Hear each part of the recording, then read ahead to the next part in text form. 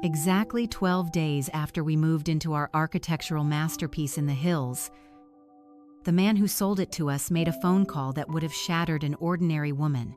He told me he had accidentally left a localized security node active in the wine cellar. He warned me that he had captured footage of my husband and his mother engaging in something utterly depraved in the dead of night. He instructed me to act completely normal, leave the property, and come to his secure location immediately. My name is Elena. I am 33 years old. For the better part of a decade, I have operated as a senior forensic data analyst and cyber intelligence director for a massive private intelligence firm in Los Angeles. Before I expose the horrifying depths of their midnight betrayal, let me know in the comments where you are tuning in from. Hit that like button and subscribe if you have ever had to systematically dismantle a narcissistic relative who mistook your silence for weakness.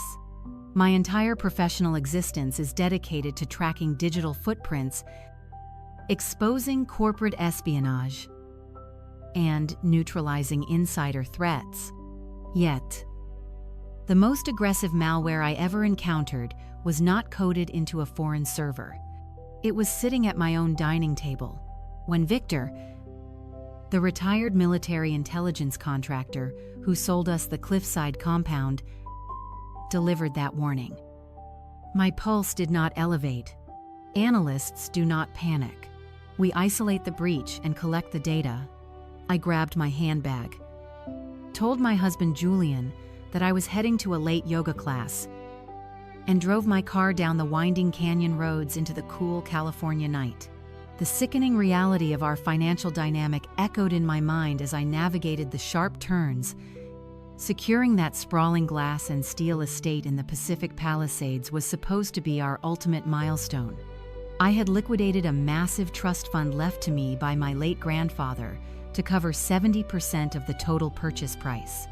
Julian, a 36-year-old luxury asset manager who wore imported silk suits that cost more than my college tuition, had begrudgingly contributed the remaining 30%. Despite my overwhelming financial leverage, Julian had orchestrated days of emotional manipulation before the closing. He accused me of harboring secret resentments and withholding true partnership until I relented and placed both of our names equally on the property deed. It was the most catastrophic blind spot of my life. When I stepped into Victor's secure facility, he bypassed all small talk. He simply swiveled his massive monitor toward me and hit play. The infrared camera feed displayed the reinforced door of my climate-controlled wine cellar.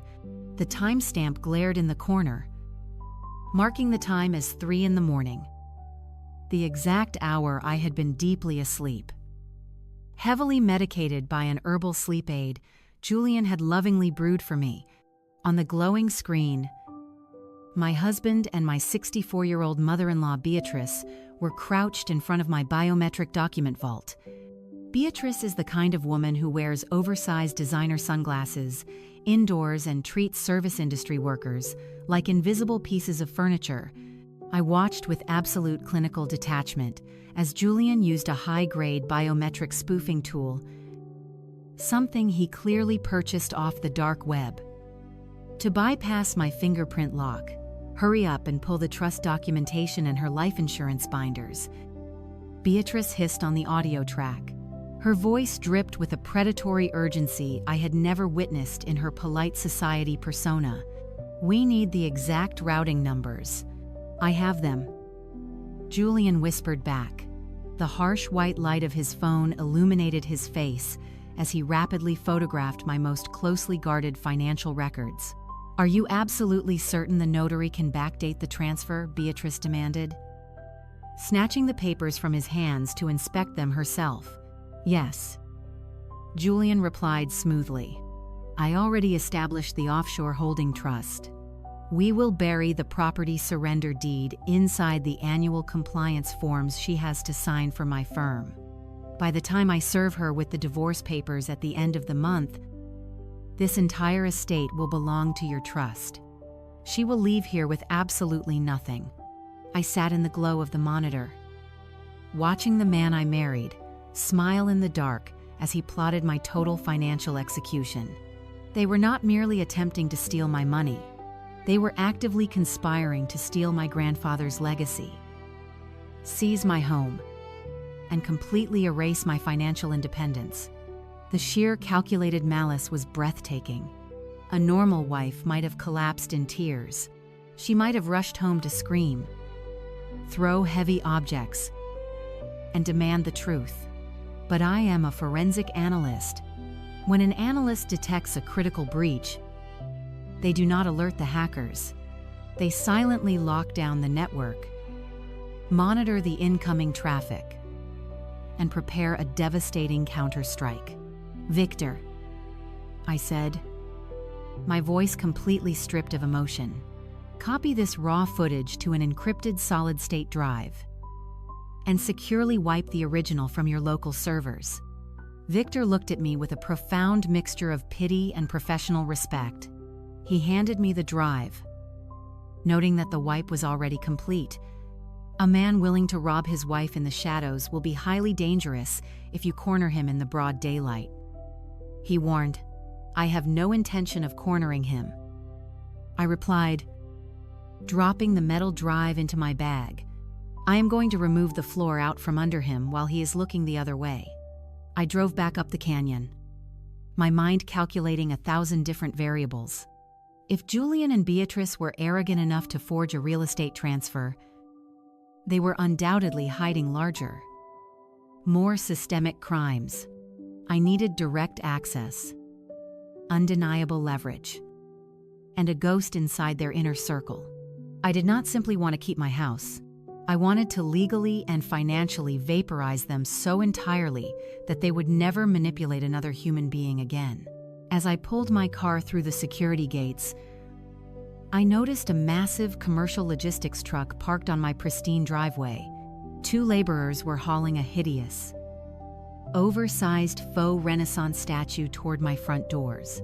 Before I could even turn off the ignition, Beatrice stepped out onto the front terrace. She was holding a crystal glass of my expensive sparkling water, wearing the smug, self-satisfied grin of a parasite that had successfully latched onto a new host. The invasion had begun. I stepped out of my vehicle, letting the cool ocean breeze match the temperature of my demeanor. I walked up the stone steps, ensuring my face remained a perfect mask of polite confusion. "Beatrice," I said smoothly, "what exactly is happening here? Why is there a freight truck in our driveway?"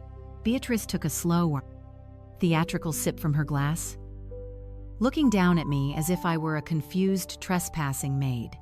"Oh, Elena, darling," she crooned with weaponized sweetness. "Did Julian forget to text you? My penthouse had a catastrophic mold issue discovered this morning. It is an absolute biohazard. Julian insisted that I take over the master guest wing until the contractors finish the abatement. This estate is simply massive. You will barely even notice my presence." I looked past her shoulder into the vast, minimalist foyer. The laborers were not bringing in temporary luggage. They were unloading dozens of heavy wooden crates, towering gilded mirrors, and suffocatingly gaudy antique furniture. This was not a temporary emergency relocation. This was a hostile occupation. It was the physical manifestation of the treacherous conversation I had just witnessed on Victor's monitor. She was establishing immediate residency to oversee the theft of my property. Julian sauntered out of the front door wearing a tailored cashmere sweater, looking entirely unbothered. "Hey, beautiful," he said, descending the steps to press a kiss to my cheek. I had to summon every ounce of my professional willpower to stop my body from physically recoiling. "My mother is going through a terrible ordeal with the penthouse," Julian said smoothly. "I knew you would welcome her with open arms. Family is the most important thing we have." "Right. Absolutely." I smiled, offering them a practiced, hollow expression. "Family means everything." I walked past them into the foyer and felt my breath catch in my throat.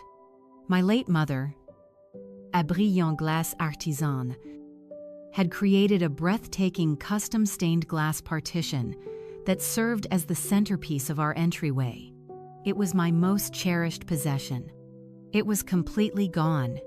In its place stood a towering, tacky bronze fountain that looked like it belonged in a cheap casino. Beatrice, I said, keeping my tone dangerously even. Where is my mother's glass partition? Beatrice waved her hand dismissively, not even bothering to look at me.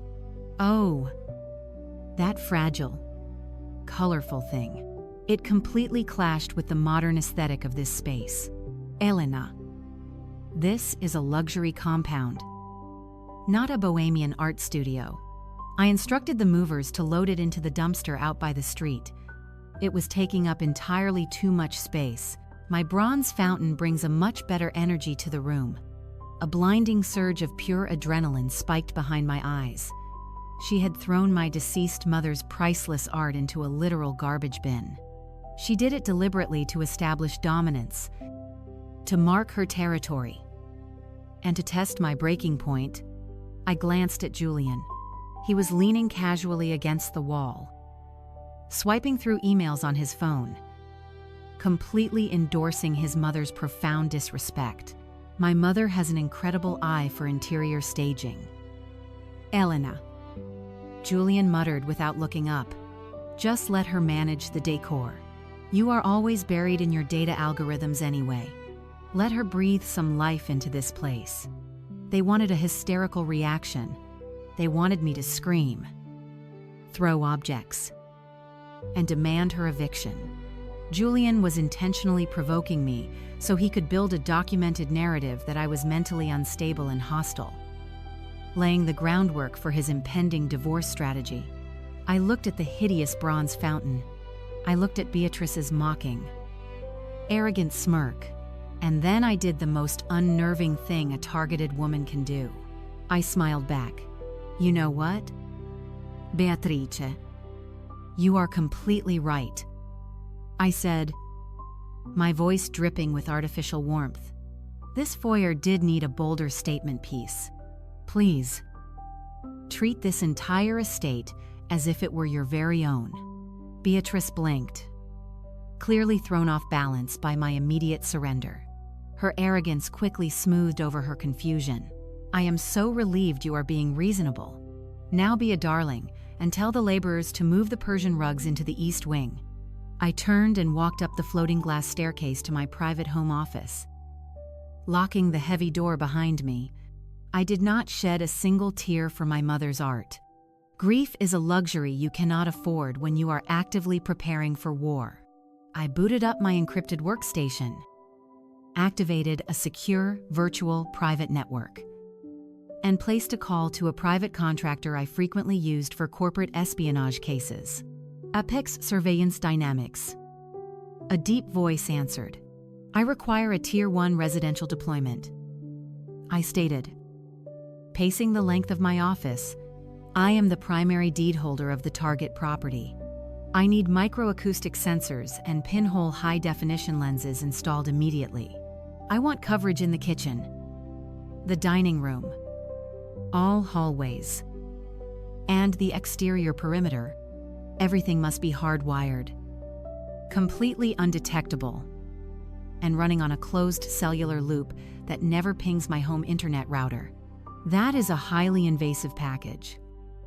The contractor replied, for an expedited, discrète installation, you are looking at $15,000. Money is not a factor, I replied, staring out the window at Beatrice's logistics truck. I want your best operators here tomorrow morning at 8. My husband and his mother have a standing brunch reservation. You will have exactly 3.5 hours to wire the estate. Under California law, a property owner is legally permitted to install video surveillance in the common areas of their own home without the consent of other residents, provided there is no expectation of total privacy, like in a bathroom. I was completely within my legal rights. I was turning my home into a panopticon to capture the predators sleeping under my roof. For the next 48 hours, I played the role of the docile, oblivious, career-obsessed wife. I made Beatrice her specialty teas. I organized Julian's dry cleaning. I smiled blankly while they subtly degraded my wardrobe, my profession, and my personality. Beatrice made snide remarks about how a woman in her 30s should be focused on providing heirs rather than staring at computer screens. Julian would chuckle and agree, systematically undermining my presence in my own home. I absorbed every single insult without a flinch. While they mocked my quiet demeanor, Apex's elite technicians transformed my estate into a digital fortress. They embedded microscopic lenses inside the recessed lighting, the air conditioning vents, and the custom crown molding. Every whispered conspiracy, every arrogant laugh, every time Julian opened his laptop on the kitchen island, I was going to see and hear it in crystal clear resolution. The network went live on Wednesday night. Sitting in my locked office, I watched the camera feeds populate across my monitors. I watched Beatrice pour herself a massive glass of my vintage wine, pull out her phone, and dial a number. I isolated the audio frequency to listen. "Yes, Chloe," Beatrice was saying to Julian's sister on the phone. The foolish girl did not even put up a fight over the furniture. She is completely clueless. "I told Julian we are moving you and Marcus into the pool house by the weekend. Once we finally push her out, the whole family will live on this estate for free." I leaned back in my ergonomic chair, a cold, calculated smirk crossing my face. They were summoning more parasites. But what they did not realize was that bringing Chloe, a brilliant biomedical researcher whom they constantly belittled, into a house full of arrogant manipulators was not going to reinforce their army. It was going to hand me the ultimate Trojan horse. 3 days later, the second phase of the occupation commenced. I sat at the massive marble kitchen island, pretending to review a data security report while secretly monitoring my wireless earbuds. Through the floor-to-ceiling windows, I watched a cheap rental truck sputter up the driveway and park near the luxurious pool house. Out stepped Marcus, Julian's younger brother, wearing expensive sunglasses and carrying nothing. From the driver's side emerged Chloe, his wife. Chloe was a highly intelligent, soft-spoken scientist whose quiet dignity stood in stark contrast to the chaotic, arrogant energy of the family she had married into. Chloe began hauling heavy cardboard boxes out of the truck, her shoulders straining under the weight. Marcus stood nearby, complaining loudly about the California heat and checking his phone. Julian and Beatrice strolled out to the terrace to greet them. I cranked the volume on my exterior microphones. "Look who finally made it," Beatrice announced, swirling her midday wine. She offered Chloe a dismissive wave. "Clue, darling, the pool house is completely ready. It is a bit cramped compared to the main house, but beggars cannot be choosers in this economy." I knew the entire tragic backstory, though Julian thought it was a secret. Last year, Beatrice and Julian had aggressively manipulated Chloe into handing over $250,000 of her medical grant money, convincing her to place it into Julian's elite investment fund for a guaranteed high-yield return. Julian promised to double the money in 6 months so she could open her own research lab. Instead, the money completely vanished. Julian claimed it was swallowed by a volatile market correction. Now, Chloe and Marcus were essentially bankrupt, forced out of their apartment, and reduced to living as dependents on Beatrice's supposed generosity in my backyard. Julian leaned against the glass railing, watching Chloe struggle with a heavy box of textbooks. "Watch your step with that, Chloe," Julian sneered, his voice dripping with condescension. "That box of books is probably worth more than your entire research career right now." Try not to scuff the imported tiles. I already pay a fortune for landscaping. Marcus actually laughed at his own wife being publicly humiliated. Relax, Julian. She needs the workout. He joked. I watched Chloe through the glass. She did not say a single word. She kept her grip on the box, but I saw her jaw tighten so fiercely that a muscle twitched in her cheek. I recognized the profound, silent rage burning in her eyes. It was the heavy, suffocating fury of a brilliant woman who realized she was trapped in a cage with predators, completely stripped of her assets, and treated like unpaid labor by the very people who robbed her.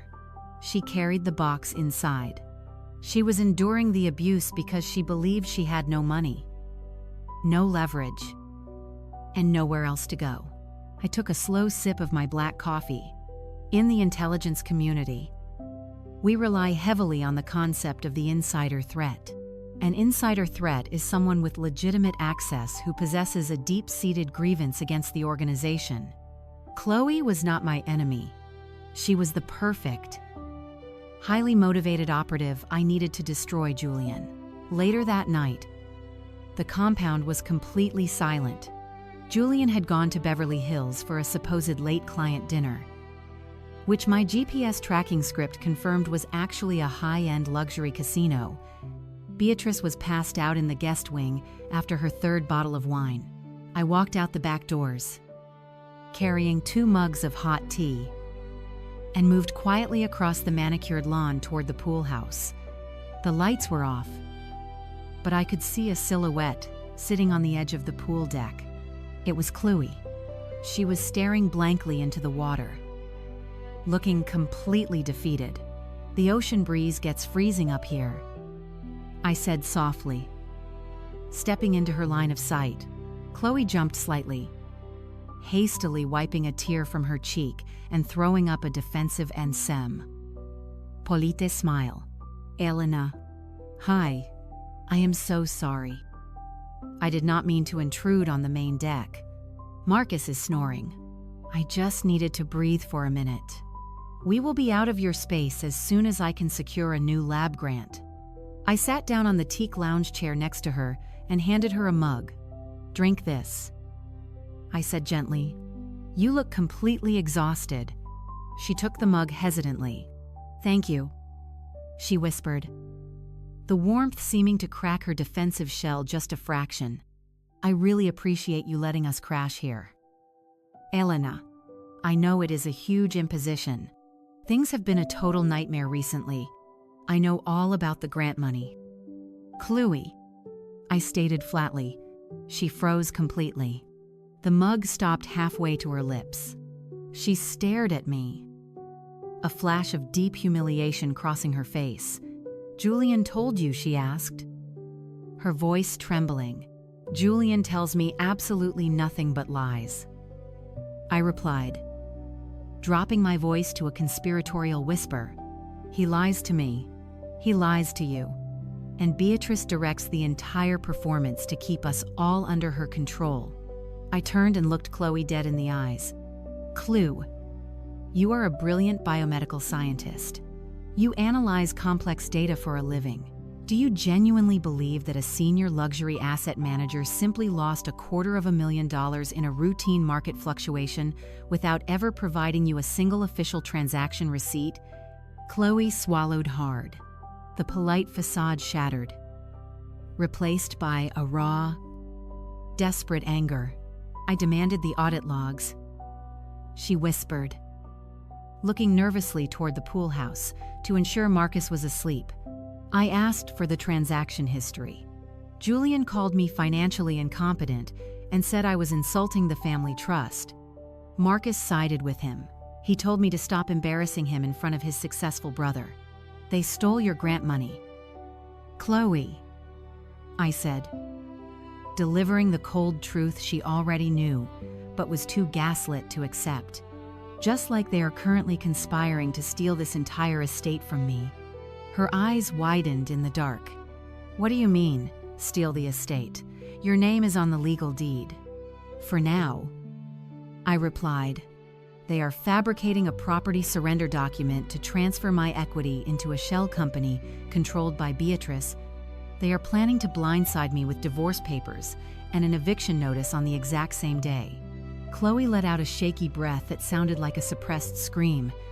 She pressed the palms of her hands against her eyes. My God, they are absolute psychopaths. What are you going to do? You need to call the police. I am a forensic data analyst. Chloe, I said, a dangerous, razor-sharp smile forming on my face. I do not call the police. I build the federal indictment myself. I am compiling an inescapable case of wire fraud, forgery, and embezzlement. But Julian keeps his physical offline, drives locked in his home office. I need a ghost. I need someone who lives on this property. Someone Julian dismisses as completely harmless. To walk into that office and plant a data siphon on his desktop while I keep him occupied. I held out my hand toward her. Help me ruin them.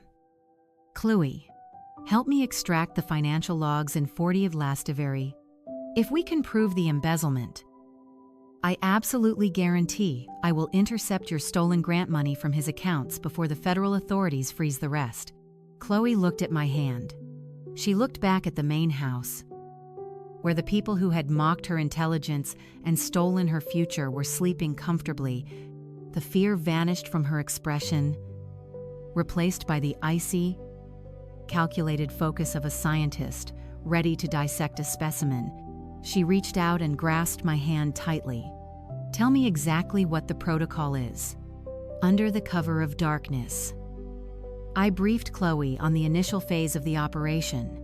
I revealed the network of hidden cameras, assuring her that Julian and Beatrice were entirely unaware of the surveillance. We installed a highly encrypted messaging protocol on our secondary devices, ensuring Julian's mediocre tech skills could never detect our communications. Chloe agreed to play the role of the subservient, depressed sister-in-law perfectly, becoming invisible background noise so she could move freely through the estate. By 8 the next morning, Beatrice was already shouting demands from the kitchen. Sitting in my locked office, I monitored the camera feeds. Julian was pacing the kitchen island, aggressively shouting into his phone about a delayed wire transfer, completely ignoring his mother. This was our window of opportunity. I sent a single encrypted dot to Chloe's phone. Downstairs, Chloe walked through the terrace doors, carrying a basket of folded laundry. She politely mentioned to Beatrice that she was organizing the linen closets near Julian's office, playing perfectly into their narrative that she was nothing more than domestic help. Beatrice shooed her away, too busy complaining about the quality of my espresso beans. I watched Chloe on the hallway monitor. She moved with the silent precision of a trained operative. When Julian stepped out onto the terrace to yell louder on his call, I tapped the microphone icon on my secure app. Speaking directly into Chloe's hidden earpiece, "The target sector is clear." I whispered, "Enter the office. The primary workstation tower is mounted beneath the mahogany desk." Chloe slipped inside, leaving the door cracked to maintain the illusion of innocence. Kneeling beneath the desk, she reached behind the massive computer tower. She produced the specialized USB data siphon I had programmed the night before, a piece of corporate espionage hardware designed to silently bypass operating system permissions and clone hard drives in the background. Payload deployed, Chloe murmured, her voice barely registering on the mic. I held my breath, watching the data extraction progress bar creeping across my terminal screen. Julian was still on the terrace, loudly threatening a client. His arrogance was his biggest vulnerability. He conducted massive fraudulent operations openly in my kitchen. 40 seconds passed, then 80. The progress bar hit 90%. Suddenly, Julian ended his call and marched aggressively toward his office door. Abort. I snapped into the microphone. Target approaching. Pull the drive immediately. Chloe yanked the small silver drive, concealing it in her palm. She instantly grabbed a stack of towels and turned toward the linen cabinet, just as Julian pushed the door open. "What the hell are you doing in my workspace?" Julian demanded, his voice laced with aggressive suspicion. "Beatrice asked me to restock the guest towels." Chloe replied smoothly, her voice shaking just enough to sound genuinely intimidated. "I am just finishing up." Julian scoffed, dropping into his expensive leather chair. "Just finish it and get out. I have actual million-dollar deals to manage." Chloe nodded subserviently and exited the room. 10 minutes later, a soft knock echoed at my office door. I opened it to find Chloe standing there. She opened her hand, revealing the silver drive. I took it with a silent nod of profound respect. The Trojan horse had successfully breached the gates. I locked my door, sat at my primary decryption terminal, and plugged the drive in. It was time to dissect the monster. Julian was driven by massive ego, which meant his security hygiene was predictably atrocious. He utilized variations of his college fraternity, his favorite luxury car brand, and his mother's birth year. My brute force decryption algorithm sliced through his password manager in under 5 minutes. Once inside, the complete architecture of his financial life cascaded across my dual monitors in a waterfall of raw financial, unencrypted data, starting with our joint accounts. I cross-referenced the digital ledgers against the physical statements he had mailed to the house. A wave of cold fury washed over me. Julian had been forging the banking PDFs for over 16 months. He systematically drained our massive shared savings, siphoning thousands of dollars a week into a phantom holding account registered under a fake corporate entity. He had completely decimated our emergency reserves, labeling the withdrawals as property taxes and luxury vehicle maintenance. But that was merely the shallow end of the pool. Analysts do not just watch where the money stops. We track how it moves. Tracing the digital routing hashes from his phantom account, I uncovered the final destination. Julian had established an offshore banking presence in the Bahamas. He was actively stockpiling liquid cash, preparing to leave me trapped with a massive mortgage, zero savings, and fabricated marital debt. Digging deeper, I located a compressed folder labeled with Chloe's maiden name. Inside were the raw wire transfer receipts for the $250,000 she had given him. Julian had never lost that money in a market crash. The transaction logs proved he never invested a single dime into any legitimate fund. The very second Chloe's grant money hit his brokerage account, Julian diverted it entirely. I followed the digital breadcrumbs. He did not send it to the Bahamas. He wired it directly into a highly illegal, offshore cryptocurrency gambling syndicate. He used his sister-in-law's entire future to place massive, reckless bets on unregulated digital coin margins. The bets evaporated in less than 3 days. He incinerated Chloe's life work on a digital roulette wheel and then smoothly blamed the global economy. The scale of his sociopathy was dizzying, painting a vivid portrait of a man completely out of control. A broker making frantic, high-leverage illegal bets is almost always trying to plug a much larger, catastrophic hole. I leaned into the monitor, opening his corporate client files. If he was willing to obliterate his family to cover his tracks, what was he doing with the millions entrusted to him by his celebrity clients? The answer I found in the final unencrypted folder was a federal crime of epic proportions.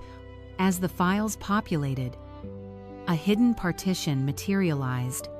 It was labeled with a string of random characters, a pathetic attempt to hide the payload.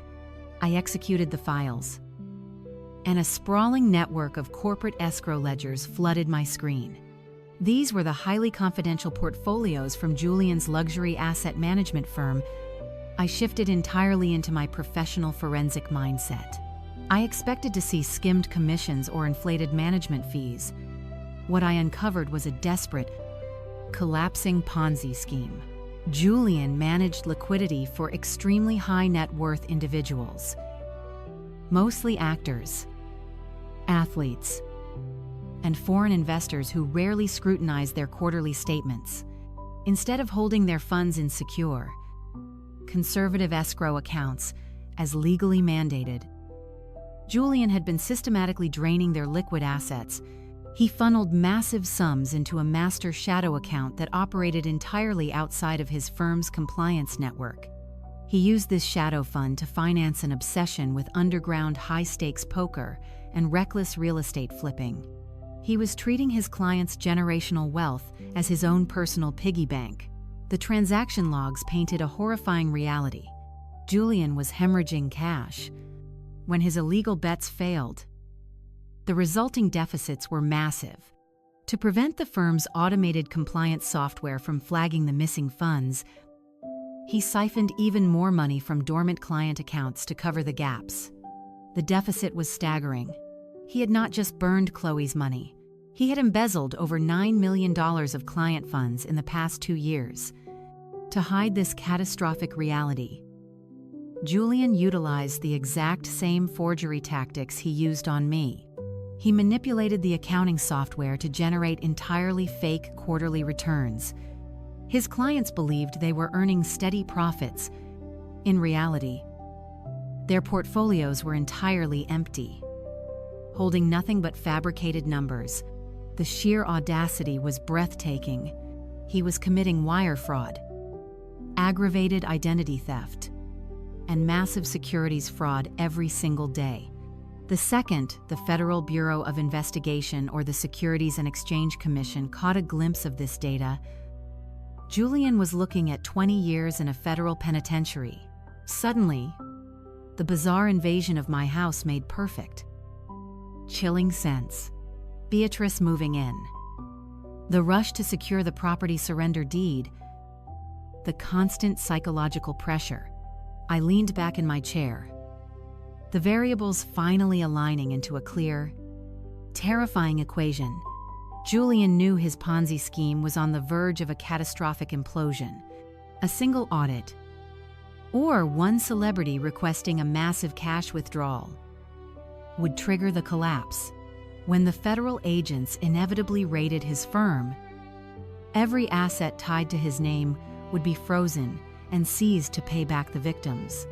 Our compound, the masterpiece I had paid for almost entirely with my grandfather's clean money, was the only untainted, massive asset he had left. Beatrice was not just trying to steal my house out of spite. She and Julian were executing a desperate asset protection protocol.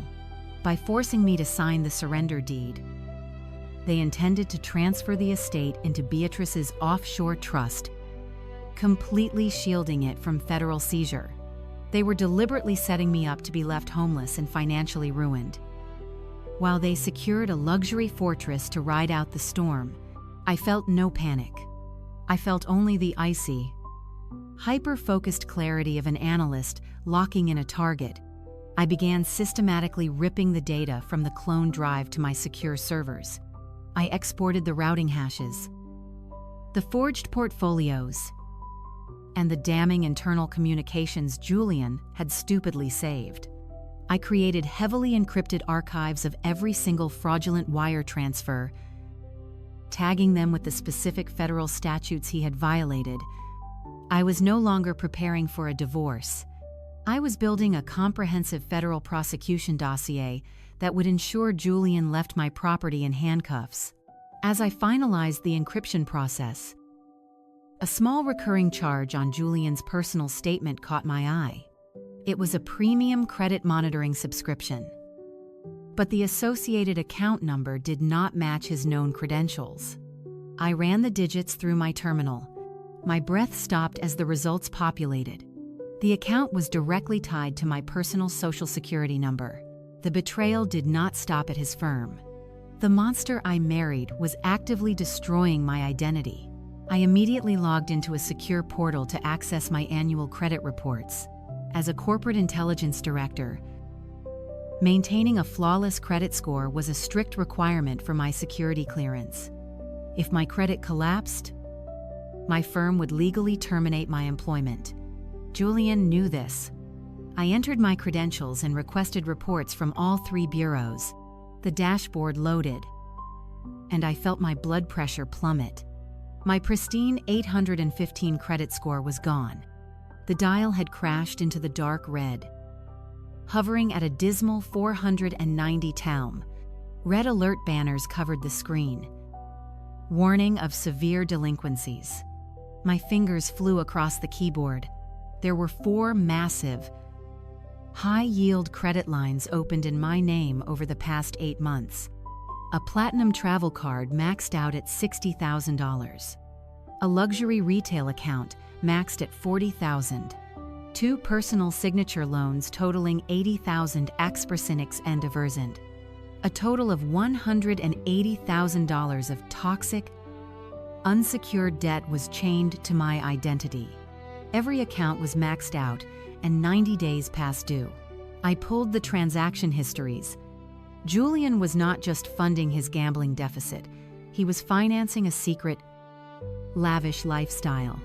The cards were littered with charges for 5-star hotels in Miami, exotic car rentals, and luxury jewelry. He was likely funding affairs and living like a billionaire, all while permanently anchoring the financial destruction to my name. The cruelty was absolute.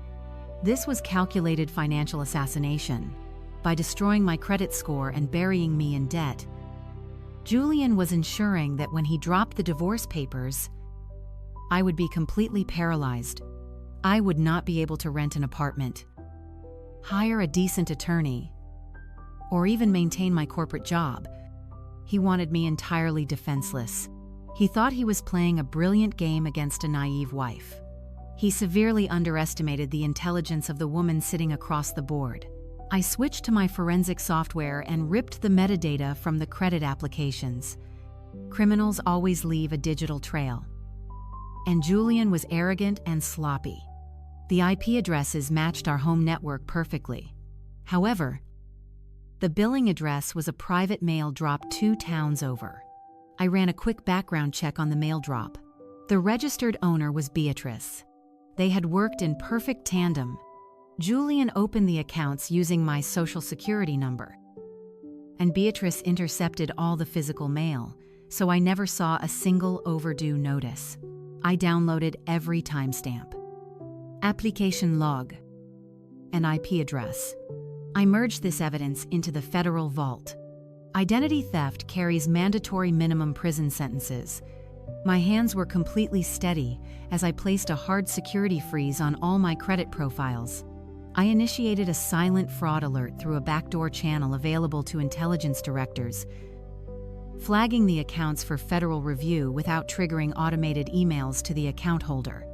Julian would have no idea the trap was closing. I closed my laptop, plunging the office into shadows. They looked at me and saw nothing but a resource to consume and discard. But a resource is passive. I was an apex predator in the digital world.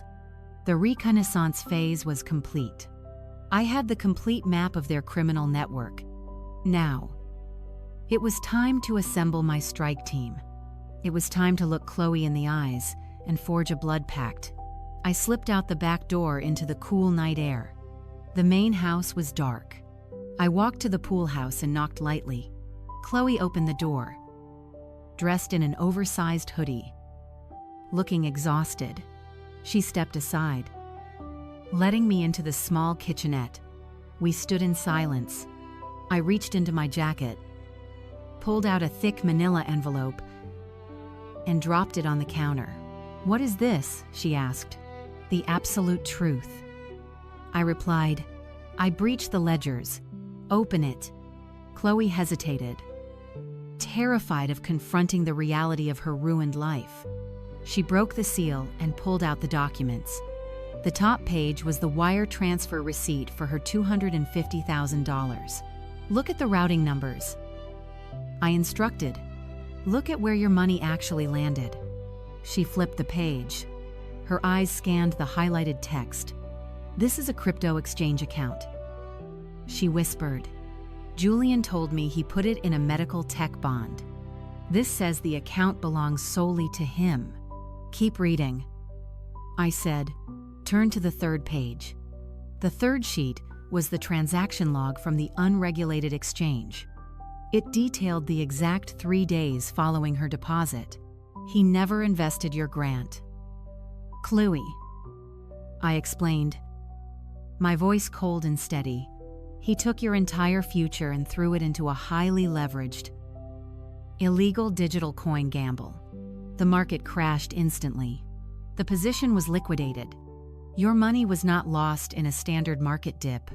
It was incinerated because your brother-in-law is a degenerate addict playing with stolen funds. Chloe dropped the papers. She gripped the edge of the counter so tightly her knuckles turned white. Her chest heaved as adrenaline and profound grief flooded her system. She had sacrificed years of her life working in underfunded labs to earn that grant money. Julian and Beatrice had convinced her to surrender her security, mocking her intelligence the entire time. "They played me," she breathed, her voice shaking with pure, unadulterated fury. "Marcus told me I was stupid for questioning his brother. He knew. Marcus had to know. Marcus is complicit through willful ignorance." I replied, "He prefers the comfort of his family's wealth over the integrity of your marriage. They look at you the exact same way they look at me. Chloe, we are not family. We are fuel. Julian is currently trying to steal my estate and has destroyed my credit score with fraudulent loans. They want us both utterly broken." Chloe turned to face me. The soft-spoken scientist was gone. The woman standing before me possessed a terrifying, dangerous clarity. "What is the next phase of the protocol?" she asked. "I need to finalize the federal evidence against Julian."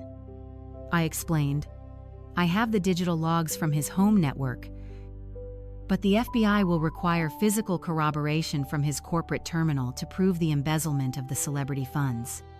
If I try to access his firm's network remotely, their enterprise firewalls will flag the intrusion. I need a physical breach." Chloe's eyes narrowed. "Julian's firm in Beverly Hills is highly secure.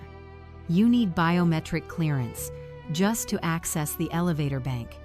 "I know," I said, "but you are currently employed as the independent ergonomic health consultant redesigning the lab space for his firm's new health initiative. Julian bragged about getting you that pity contract last month. You have temporary vendor clearance. You have a legitimate reason to be walking those halls after hours."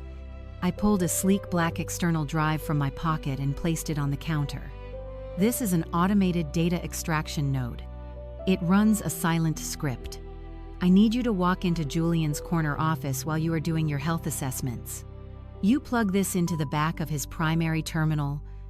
It will take exactly 4 minutes to clone the master escrow ledgers. Then you remove it and walk away." Chloe stared at the device. It was the key to her vengeance. If caught, she faced massive legal trouble.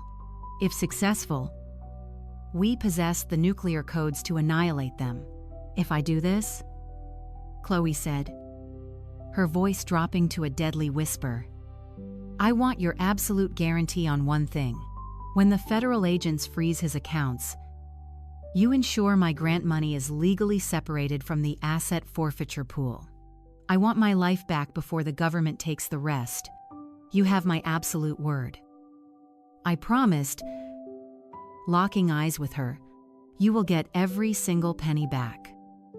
And Marcus will walk away with nothing." Chloe reached out and took the drive. The pact was sealed. I returned to my office and prepared for the psychological warfare Julian was about to unleash. I unlocked my bottom drawer and retrieved a small, velvet-lined box. Inside was a specialized tool utilized in corporate counter-espionage. It looked exactly like a premium, heavy-barrel fountain pen. However, the chemical composition of the ink was highly volatile. It was a proprietary polymer that reacted to ambient room temperature. Within exactly 12 hours of application, the chemical bonds would completely evaporate, leaving absolutely no microscopic trace on the paper. A signature rendered with this pen would simply cease to exist, rendering any legal document entirely void. I placed the pen in the center of my desk. The trap was set. The opportunity arrived the very next evening. I was reviewing legitimate intelligence files when Julian marched down the hallway. He pushed my door open without knocking, clutching a massive, chaotic stack of paperwork. He loosened his tie, projecting the image of a stressed, exhausted provider. "Hey, beautiful," he sighed, dropping the heavy stack directly onto my keyboard. "I am completely swamped. My compliance officer is threatening to penalize us over our joint tax disclosures. I need these signed and notarized by tomorrow morning, or we face a massive fine." I looked at the stack. It was easily 80 pages thick. A chaotic mess of tax forms and dense legal jargon designed to induce immediate eye fatigue. This is a textbook predatory tactic. Criminals bury the lethal payload deep within a mountain of boring documents, relying on exhaustion to secure a blind signature. That is a massive stack for a standard filing. "Julian," I said smoothly, "do you want me to read through these tonight and give them back in the morning?" Julian's body language instantly tightened with manufactured impatience. "Elena, I literally just said compliance needs them tomorrow. I have to scan them tonight. It is just the standard asset declarations. Please do not make a massive production out of this. I am exhausted." He leaned over my desk. A deliberate physical intimidation tactic designed to rush me. "Of course," I replied, my voice completely serene. "Show me where to sign." I picked up the heavy fountain pen from my desk. Julian let out a dramatic sigh of relief. He leaned over the stack, rapidly flipping through the pages. "Sign here," he instructed, pointing to a standard tax line. I signed it. The black ink flowed perfectly. He flipped another 20 pages, and here, I signed again. He flipped rapidly, the sound of paper filling the room. Then he paused. He turned to page 52, his hand casually obscuring the header. "Just one more right here at the bottom," he muttered, trying to sound bored. My trained eyes scanned the visible text instantly. It was a quitclaim property deed, a legally binding instrument that irrevocably surrenders ownership of real estate. Buried in a tax filing was the exact document designed to steal my compound. The grantee listed was Beatrice's offshore limited liability company. Julian tapped the signature line. "Right there. Elena, let's finish this." I looked up at him. He was holding his breath, his eyes wide with fake innocence, masking the predatory gleam beneath. He actually believed he had outsmarted a senior intelligence director. I offered him a warm, trusting smile. "Anything to help you out, honey," I said. I pressed the tip of the vanishing ink pen to the thick paper and signed my name with an elegant flourish, pressing firmly to make it look definitive. "Perfect," Julian gasped, snatching the document so fast he nearly ripped it. A genuine, euphoric grin broke through his exhausted facade. "Thanks. Beautiful. You are a lifesaver.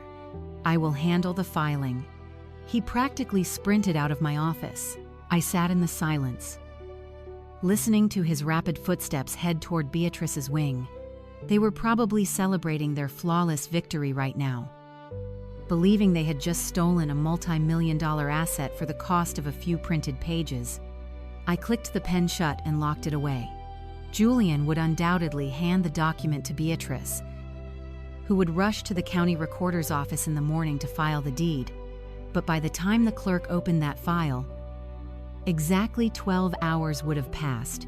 Beatrice would hand the government official a completely blank piece of paper. They thought they were playing a brilliant game of chess. They had no idea I owned the board. The next morning, Chloe executed her strike. I sat in my kitchen, sipping espresso, while Chloe packed her ergonomic measurement tools into her bag. She wore a crisp blazer and a vendor ID badge. We exchanged a single brown and imperceptible nod before she left. Downtown in Beverly Hills, Chloe bypassed the security turnstiles with her vendor clearance. She rode the elevator to the executive floor. My secure app buzzed. She was in. Knowing Julian attended a mandatory firm-wide strategy session every Thursday at 10, Chloe timed her approach perfectly. She walked into Julian's corner office. Leaving the door cracked, she knelt beneath the desk, plugged the black extraction drive into the terminal, and the silent script launched. It bypassed the firewalls and began cloning the master escrow ledgers and offshore routing hashes. She stood up, pretending to measure the distance between the monitor and the chair. 3 minutes passed. The progress bar hit 99%. The drive chirped silently. Complete. Chloe pulled the drive, slipped it into her pocket, and turned just as Julian pushed the door open. "What are you doing in my office?" Julian demanded, his voice dropping to a threat. Chloe did not flinch. She held up her measuring tape. "The managing director asked me to standardize the monitor heights across all executive suites." She lied smoothly. "I am done now." Julian scoffed. "Just do not touch anything on my desk. I have celebrity clients coming in, and I do not want the place looking like a clinic." "Understood."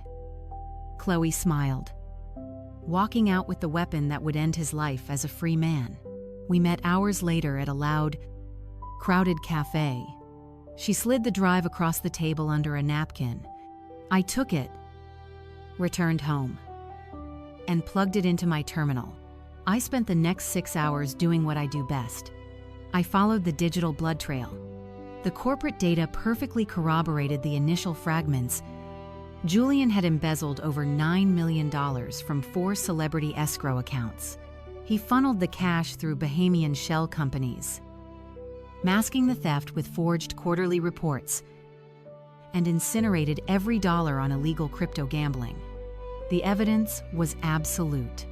I had the timestamps, routing numbers, forged signatures, and internal memos where Julian actively lied to his compliance team. I opened a heavily encrypted portal directly to the Cybercrimes Division of the Federal Bureau of Investigation and the Enforcement Wing of the Securities and Exchange Commission. I attached a meticulously organized dossier detailing wire fraud, securities fraud, and aggravated identity theft. I also filed the official whistleblower application, ensuring I would receive a massive percentage of whatever assets the government seized. I typed a clinical summary highlighting that Julian was an extreme flight risk with offshore accounts. I attached the cloned drive contents, hovered over the submit button, and clicked. The machinery of federal justice was officially in motion, and it was a beast Julian could not manipulate. The countdown to their annihilation had begun. The next morning, the atmosphere in my house shifted to a triumphant occupation. Beatrice stood in the kitchen, wearing a sweeping silk robe, slapping a stack of heavy, gold-foiled envelopes onto the counter. "We are hosting an elite charity gala this Saturday," Beatrice announced, not looking at me. "Julian is inviting the senior partners from his firm and his highest net worth clients. I am inviting the entire board of my art foundation. It is time we properly introduce this estate to our circle." I picked up an envelope. It read, "You are invited to celebrate the new residents of the Sterling family." They were already erasing me. Fully believing the forged deed was currently securing their ownership, Julian strolled in, adjusting his cuffs. "It is going to be the event of the season." Elena. He boasted. My managing partner is coming. Mom is going to act as the primary hostess. You can help out behind the scenes. Help out behind the scenes. Beatrice scoffed, glaring at me. Elena is going to manage the catering staff. Cancel your computer meetings. The chandeliers need dusting. The silver trays need polishing. And you will coordinate the valet. You are going to be very busy. She was deliberately demoting me to a domestic servant to break my spirit before Julian dropped the divorce papers. I looked at their smug, victorious faces and felt a surge of clinical joy. They were meticulously gathering every single important person in their lives into one room. They were assembling the exact audience I needed to witness their total destruction. I will handle all the preparations. Beatrice, I said, my voice perfectly obedient. I will make sure this is a night nobody will ever forget. Beatrice smiled cruelly. See that you do. And wear something completely subdued. Gray. Preferably. It will help you blend in when you are clearing the plates. For the next 4 days, my home became a psychological torture chamber. Beatrice forced me to scrub the hardwood floors and polish 80 pieces of antique silver until my hands ached. She criticized my floral arrangements and demanded I fetch her wine. I complied with every absurd demand. Playing the broken wife flawlessly, Julian was too busy buying expensive watches to notice that his wife was operating with the terrifying calm of an executioner. They had no idea that while Beatrice made me scrub the grout, I was receiving encrypted confirmations from the FBI. They had no idea federal agents were silently securing subpoenas. Saturday arrived. By 6 p.m, the estate was transformed. A massive LED projector screen was set up near the infinity pool, displaying looping architectural photos. Catering staff in crisp uniforms circulated with champagne. Beatrice cornered me in the hallway, thrusting a cheap, shapeless gray dress into my hands. Put this on, she ordered. I do not want Julian's partners confused about who is actually running this household. I put on the dress, pulled my hair back tightly, and removed all my jewelry. I looked like a ghost, entirely invisible to the millionaires arriving at my home. I walked back downstairs as the heavy security gates opened. Luxury sports cars and armored SUVs flooded the driveway. The tension was electric. Beatrice greeted guests with theatrical kisses, boasting about the estate as if she owned it. Julian held court near the fire pit, laughing loudly with senior executives. I moved silently through the crowd, collecting empty glasses. I occasionally glanced out the massive front windows toward the street. The road was dark, but I knew what was waiting. A fleet of unmarked black vehicles was parked just out of sight. Waiting for the operational trigger, the guests were drinking to Julian's success. Completely unaware the ground was about to crack open, Julian was surrounded by his managing partners. It is all about aggressive diversification. Julian bragged loudly. You anticipate the market shifts before the algorithms do. That is how I secured this property. When you know how to leverage assets, real estate like this is a drop in the bucket. The executives nodded, praising a man who had secretly gutted their firm's credibility.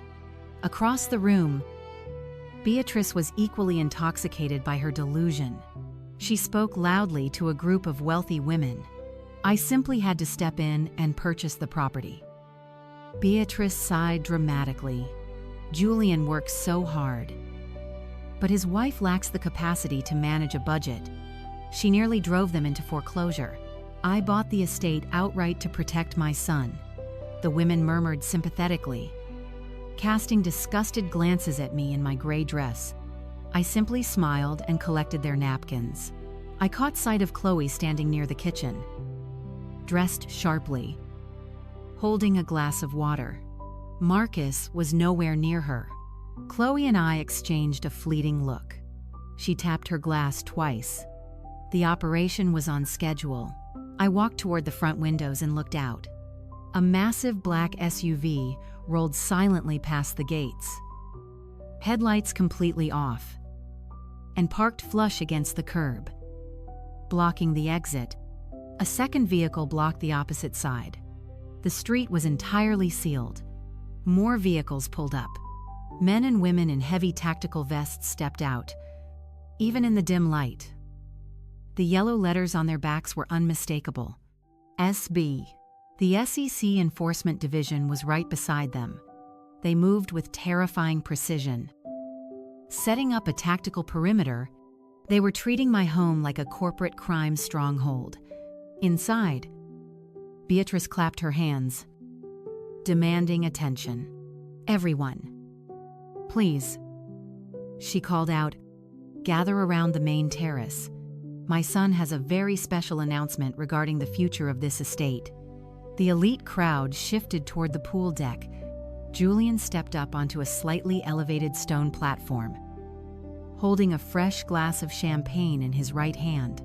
I knew exactly what was concealed in the inner pocket of his tuxedo jacket: the divorce papers and the eviction notice. I placed my silver tray down, smoothed my gray dress, and walked slowly to the front of the crowd. I wanted a perfect view of his face. Julian tapped a silver spoon against his crystal flute. The sharp ringing silenced the crowd. He looked like the perfect corporate prince, preparing to ruin a woman he never loved. "Thank you all for joining us," Julian began, projecting his voice effortlessly. "Building wealth is about vision, discipline, and recognizing when a fundamental restructuring is absolutely necessary to preserve the core asset." His managing partners nodded in solemn agreement. "As many of you know, managing risk is the foundation of my career," Julian continued, his tone shifting to manufactured regret. "Sometimes the greatest risks are not in the global markets, but inside our own homes." A murmur rippled through the crowd. Eyes shifted toward me. I did not shrink away. I stepped forward into the light. "Marriage is built on trust," Julian said, looking directly at me with cold, dead eyes. "But trust requires competence. Unfortunately, Elena has demonstrated a catastrophic inability to manage our finances. Her reckless spending nearly drove this estate into foreclosure." A sharp gasp echoed from a socialite. Julian was airing marital grievances at a high society gala. A massive breach of etiquette designed to destroy my reputation permanently. "Thankfully," Julian announced, gesturing to his mother. Beatrice stepped in.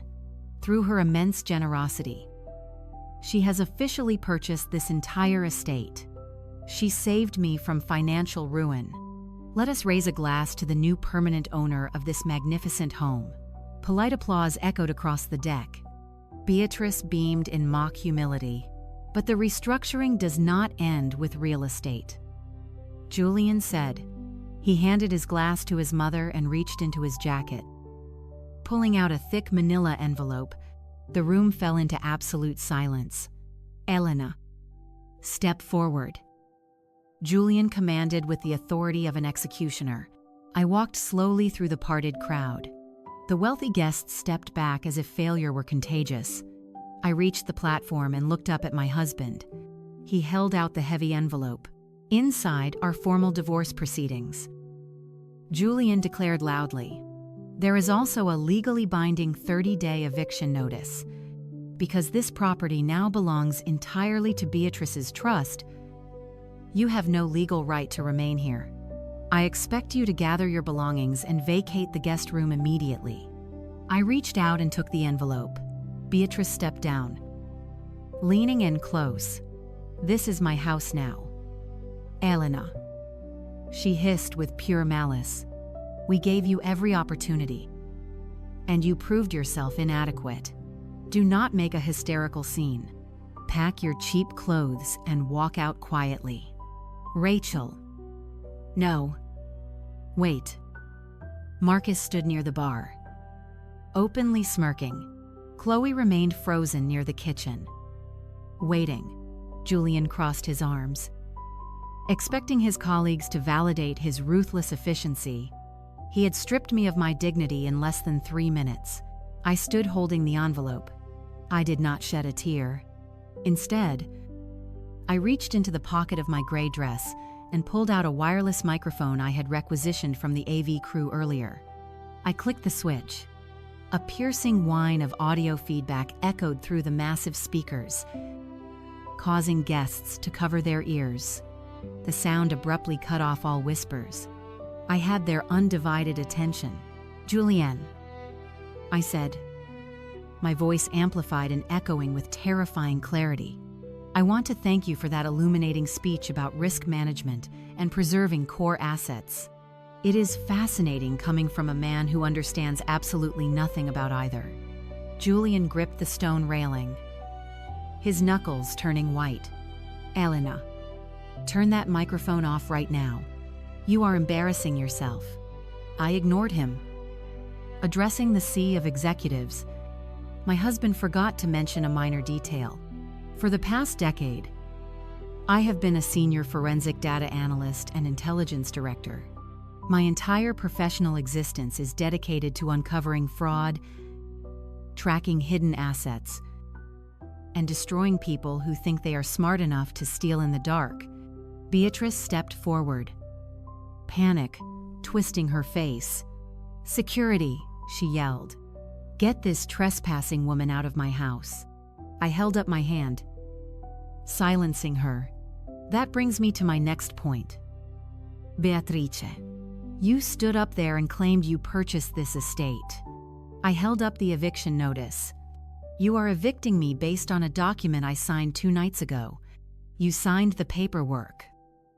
"Elena," Julian sneered, regaining his arrogant posture, "I watched you do it.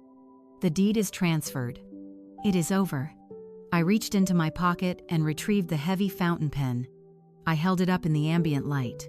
"I signed the paperwork with this exact pen."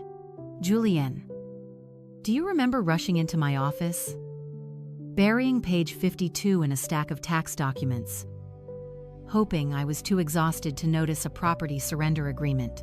The crowd murmured loudly. Senior partners exchanged alarmed glances. "I am an intelligence analyst." "Julian." My voice dropped to a deadly whisper over the speakers. "I read every single line of data. I knew exactly what you were trying to do. But I also knew if I refused, you would forge it another way. So I gave you a flawless signature." I turned to Beatrice, whose chest was heaving rapidly. "Tell them. Beatrice, tell your elite friends what happened when you proudly filed that deed at the county recorder's office this morning." Beatrice opened her mouth, but no sound came out. Since she lost her voice, "I will explain," I announced. "This pen is a highly volatile corporate counter-espionage tool. The ink chemically evaporates within 12 hours. When Beatrice handed that legally binding document to the clerk this morning, she handed them a completely blank piece of paper. A collective gasp erupted. A crystal glass shattered on the stone deck. Julian stared at me, all color draining from his face. "You are lying," he stammered. "That is impossible. Call your lawyer." "Julian," I challenged, "ask why the transfer was officially rejected at 9 a.m. There is no offshore trust ownership. You tried to steal a multi-million-dollar compound with a cheap trick, and you failed spectacularly." I took a step closer, forcing them to look down at me. "When we purchased this home, I liquidated my grandfather's trust to pay for 70%. I let you put your name on the deed because I believed in our marriage. But the moment you committed attempted wire fraud against me, I filed an emergency federal injunction. A judge granted a temporary freeze on your equity share. I dropped the manila envelope onto the stone deck. This estate does not belong to Beatrice, and as of today, it no longer belongs to you." This compound is 100% mine. The silence was deafening. The wealthy elite stood paralyzed. Witnessing a brutal public execution, Julian opened his mouth, but his throat seized. Beatrice let out a high-pitched shriek of pure rage. "You little thief!" she screamed. Lunging forward, "You set us up to ruin us." I did not flinch. "I did not ruin you, Beatrice," I replied coldly. "I handed you the shovel, and you dug your own grave." But the property deed was just the appetizer. I turned my gaze back to Julian, who was sweating profusely. I raised the microphone for the fatal blow. "You thought you were a genius. Julian, you forgot one crucial detail. When you invite an intelligence director into your home, you better make sure your digital ledgers are clean. And Julian, your ledgers are stained with filth." I locked eyes with his managing partner. The real show is just beginning. I reached into my pocket and retrieved my smartphone. My thumb hovered over a specialized application. Julian tracked my movement, his eyes darting from my phone to the massive LED projector screen displaying architectural photos. I tapped the screen, overriding the network. The ambient music cut off abruptly. The massive screen flickered to pitch black. A second later, crisp infrared footage flooded the display. The timestamp read 3 a.m.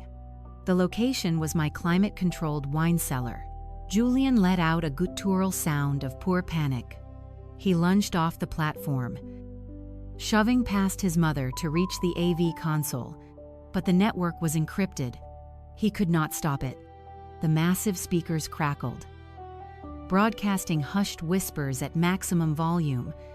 The elite crowd watched in stunned silence as black and white versions of Julian and Beatrice crept into the frame.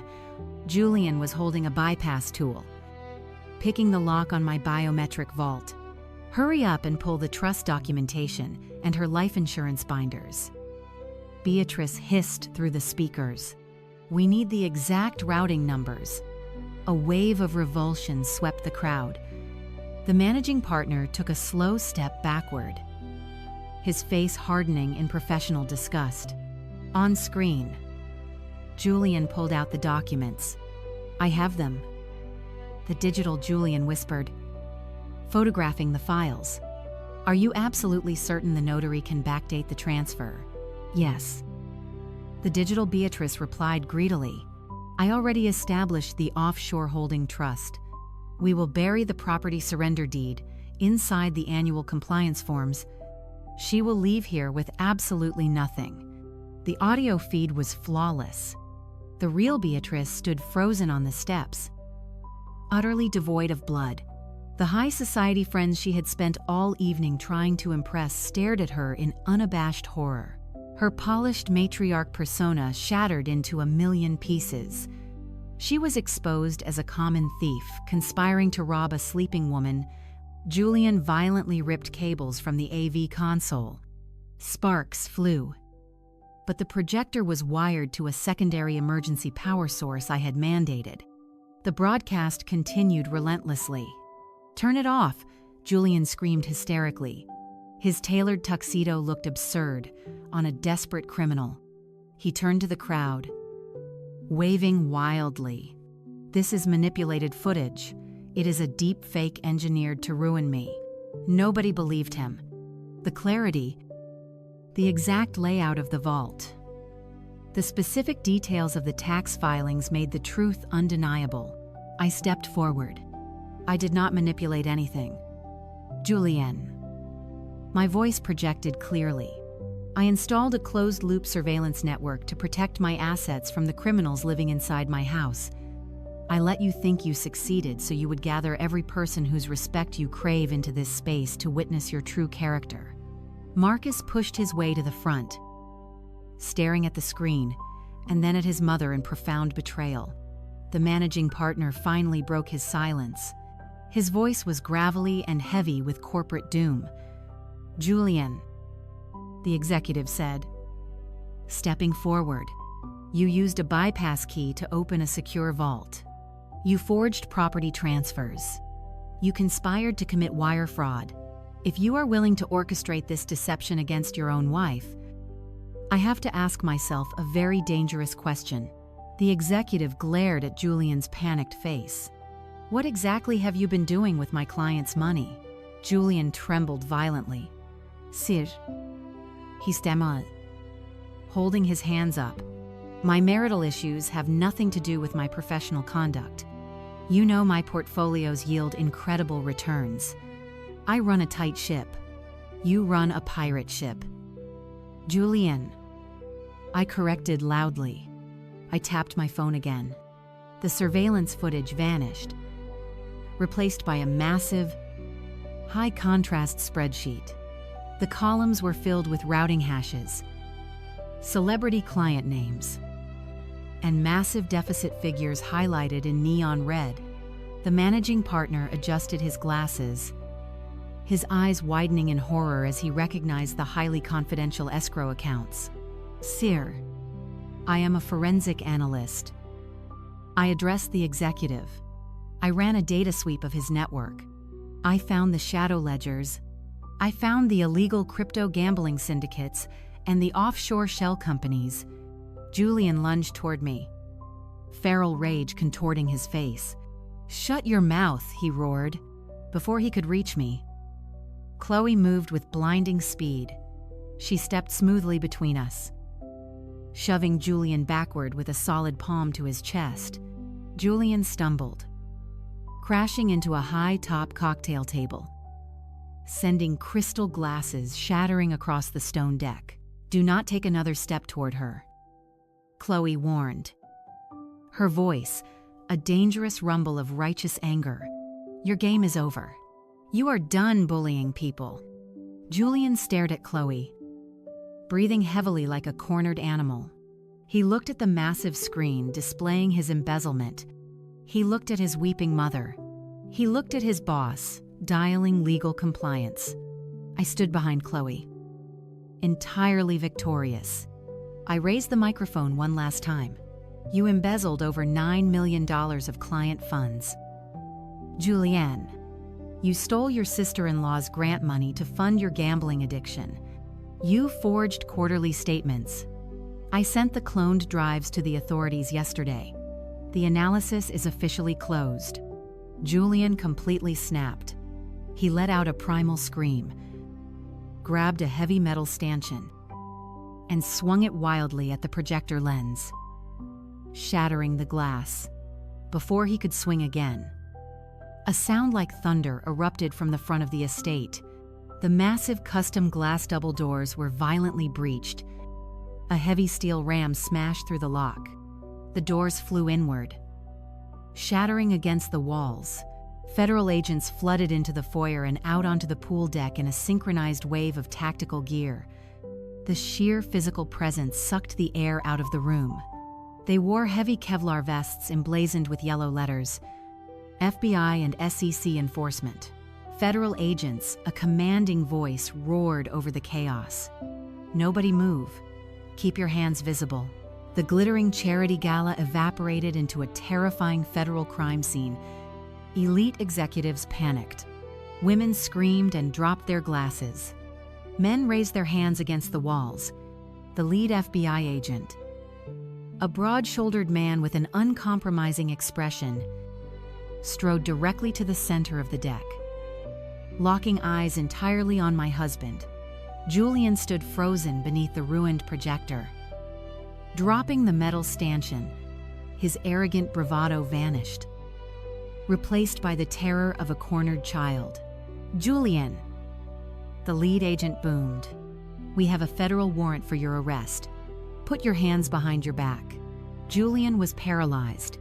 He opened his mouth, but only a ragged gasp escaped. Do it now, the agent commanded. Two agents grabbed Julian, spun him around, and slammed him chest first against the stone bar. Cold steel snapped shut around his wrists.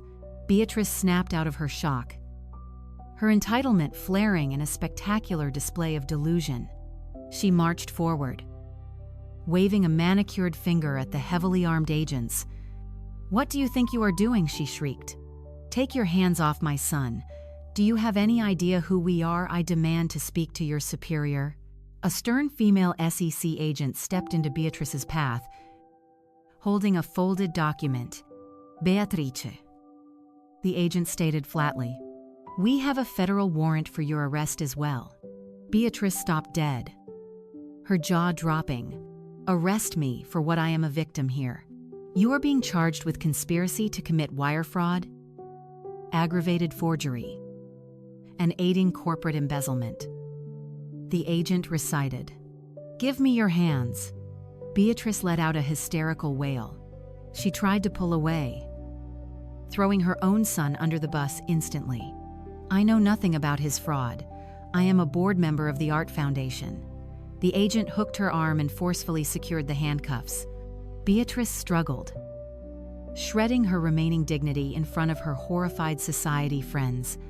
A dedicated cyber forensic team marched up the floating glass stairs toward Julian's office to seize his hardware. The managing partner approached the FBI agent, thoroughly abandoning Julian. "Officer, I am the senior director of his firm. We had absolutely no knowledge of these unauthorized activities.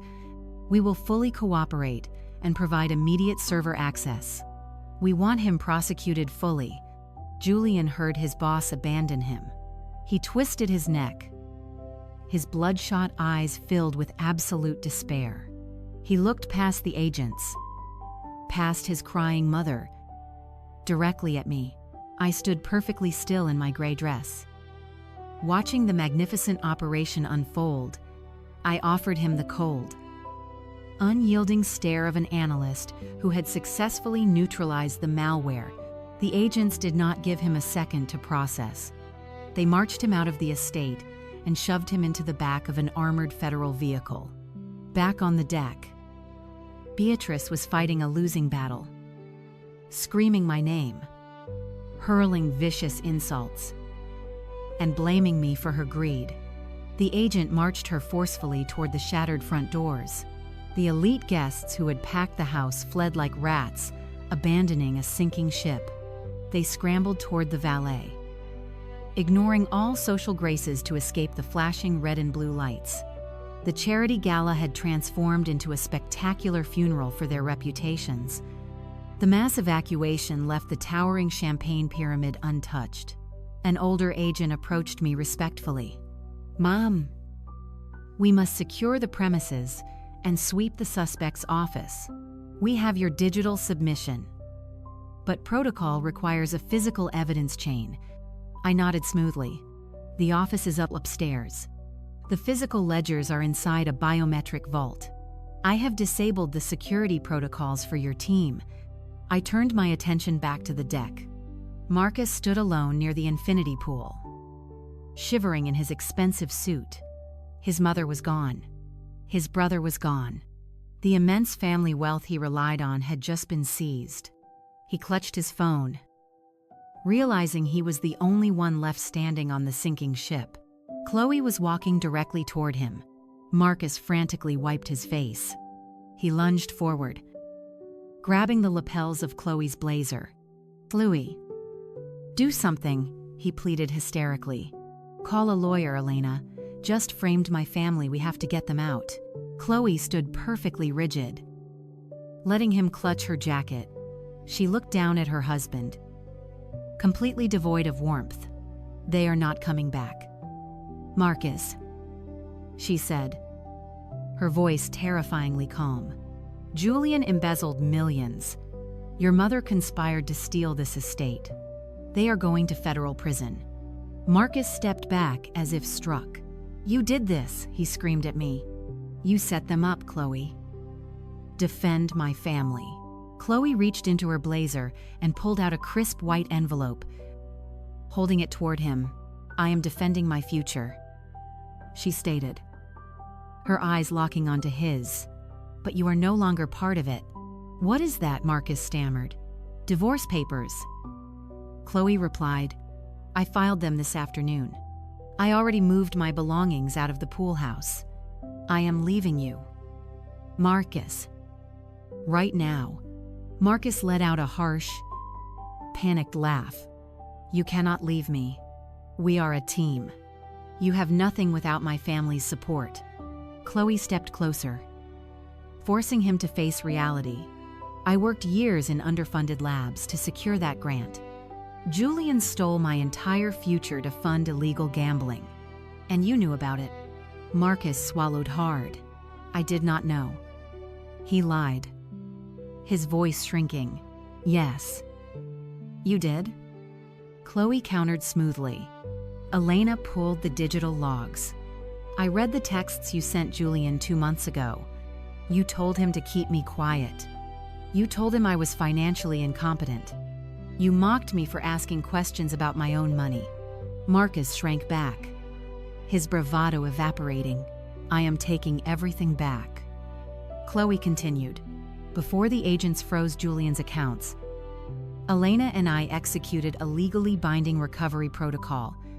My $250,000 was flagged as stolen property and securely diverted into a protected federal escrow under my name. I got my grant money back, but you get absolutely nothing. What do you mean nothing? Marcus gasped. I am entitled to half we are married. Not anymore. Chloe smiled coldly. You signed several of Julian's fraudulent corporate documents last year to secure your luxury car lease. You willfully tied your identity to their financial crimes. Every asset you possess is being seized by the SEC. Your bank accounts are frozen. Your car will be repossessed tomorrow. You are completely bankrupt. You have no money, no home, and no family left to bail you out. She dropped the divorce papers at his feet. They landed next to the shattered crystal glass. Chloe turned her back on him, walked across the stone deck, and approached me. We did not hug. We exchanged a quiet look of profound mutual respect, two survivors who had successfully burned the predators to the ground. Chloe walked silently out the shattered front doors into the cool California night, leaving Marcus sobbing on the deck, permanently trapped in the ruins of his toxic family. 6 months passed since the federal agents dragged my husband out into the night. The transition from chaos to absolute silence was remarkably swift. Once the government dismantles a criminal enterprise, the machinery moves with unrelenting efficiency.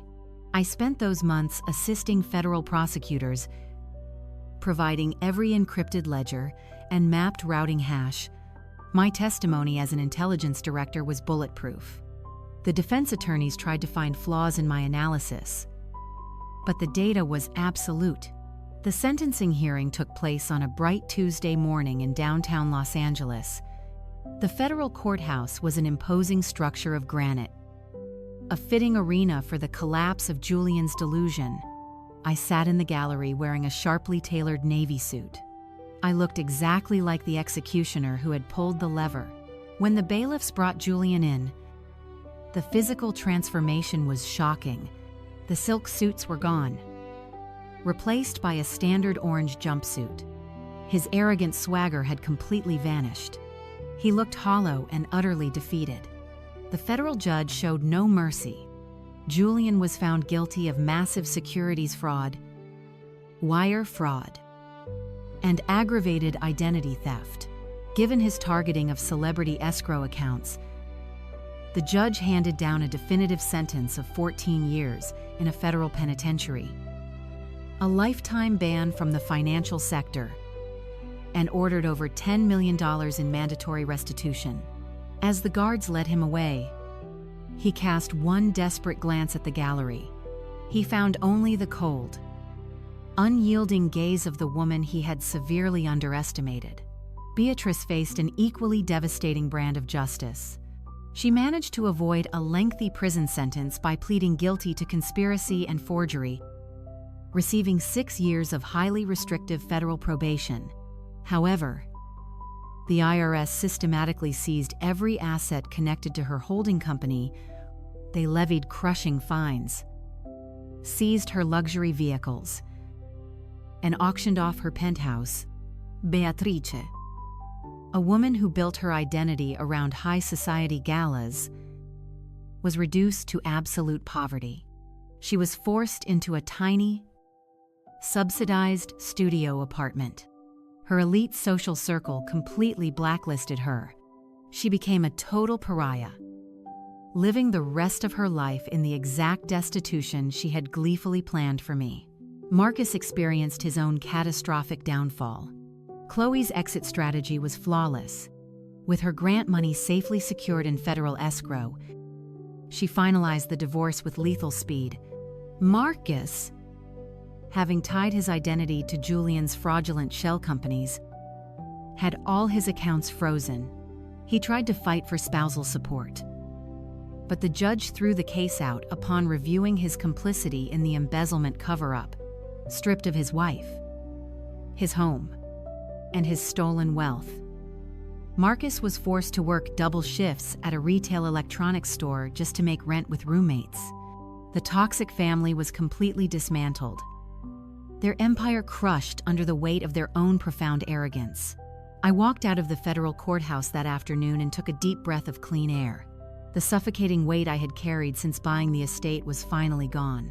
I walked down the stone steps, feeling a profound sense of closure. The data was analyzed, the threats neutralized, the network secured.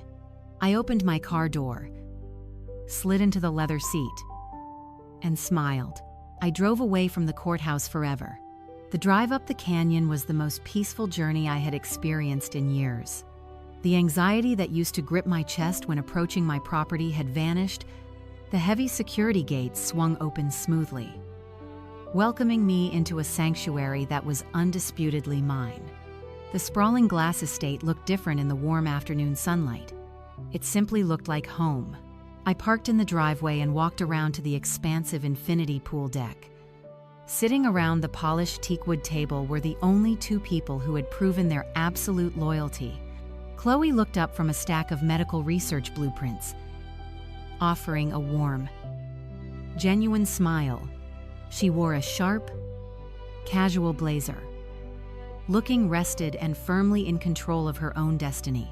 Sitting across from her was Victor, the retired military intelligence contractor who had handed me the keys to my salvation. Victor raised his glass of iced tea in a silent toast as I approached. I took a seat at the head of the table, setting my briefcase down. I looked at the two of them with profound gratitude. We were not blood relatives. We were allies forged in the fires of survival. We had all been targeted by the same parasitic family, and we had emerged victorious by trusting each other. How did the sentencing go? Chloe asked, closing her folder. 14 years in federal prison, I replied, leaning back and letting the sun warm my face. Beatrice got 6 years probation and total financial liquidation. The ledgers are officially closed. Victor chuckled. Allo. Raspy sound of satisfaction. I told you. Kid. A man who steals in the shadows is defenseless when dragged into the light. I did not do it alone, I said, looking directly at Chloe. You walked into that Beverly Hills office to clone the master server. You risked your entire future to secure the payload. You saved my life. Chloe shook her head softly. You saved mine. Elena, you kept your promise. My grant is secure. And my new independent research lab opens next month. I am finally free to build my own future. Sitting around that patio table, we were actively planning the expansion of our new corporate venture. 2 months ago, the three of us officially launched a highly specialized corporate intelligence and digital security consulting firm. We combined our unique skill sets to create a defense agency unlike anything in Los Angeles. Victor managed physical security infrastructure. Chloe handled biometric and ergonomic compliance auditing. I served as the chief executive officer and lead forensic analyst. Our client roster was fully booked for the next 2 years. Wealthy executives paid us astronomical retainers to audit their networks and destroy insider threats. We took the trauma Julian inflicted upon us and monetized it into a massively lucrative empire. They tried to leave us broken, but they only gave us the exact tools we needed to completely dominate the industry. I poured myself a glass of iced tea and looked out across the Pacific Ocean. The quiet serenity allowed me to reflect on human relationships. Society conditions us to believe family is an unbreakable bond, defined purely by shared DNA. Julian and his mother weaponized that belief, using the illusion of family loyalty as a smokescreen to commit horrific financial violence. But shared genetics do not grant someone a free pass to exploit your resources or destroy your peace. True family is a conscious daily choice. Family is defined by the people who stand fiercely by your side when the world turns against you. Chloe and Victor were my true family now. We shared a bond forged in absolute trust. When toxic people show you their true nature, believe them the first time. Secure your perimeter. Lock the network. And let them choke on their own malware. My name is Elena. They called me an oblivious, career-obsessed woman. They thought they could strip me of my legacy and throw me onto the street. Instead, I analyzed their entire criminal existence, handed them over to the federal government, and kept the compound they tried to steal. Sometimes the most beautiful karma is simply watching the malware delete itself. Have you ever discovered that the people closest to you were secretly plotting a massive betrayal? How did you confront the toxic individuals who tried to use your silence as a weakness? I want to hear your stories of survival and victory. Share your experiences in the comments below. Hit that like button and subscribe for more stories about setting unbreakable boundaries, recognizing digital red flags, and fighting back against narcissistic abuse. Remember, you hold the encryption key to your own future. Make sure your passwords are secure. The most powerful response to betrayal is building an extraordinary empire without those who sought to destroy you. Stay vigilant. Stay strong. And I will see you in the next video.